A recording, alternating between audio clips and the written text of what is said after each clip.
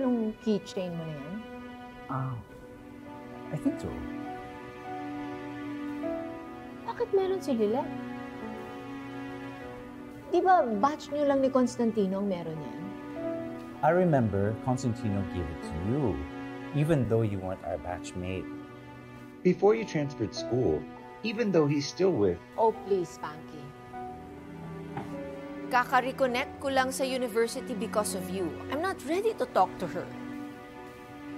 So where's yours? Nasa baby ko.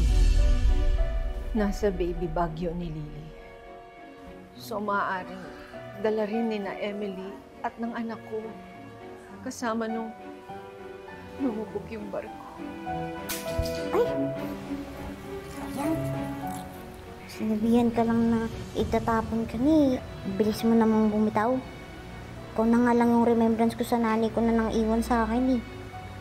Sabi nga ni Tinang, kailangan kong yakapin yung masasakit na parte ng pagkatao ko. Di ba custom made yan? Bakit kaya meron si Lilet nito?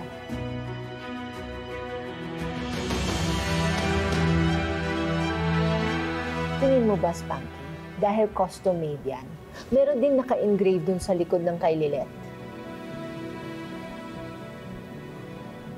Well, the only connection I can see is that maybe it's from Constantino.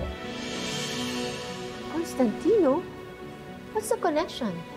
Didn't you know? Lilet is the scholar of Lorena de Leon.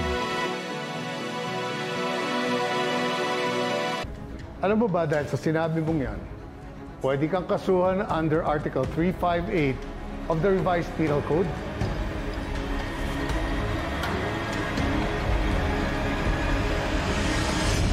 So, scholar pala ni Lorena si Lilet.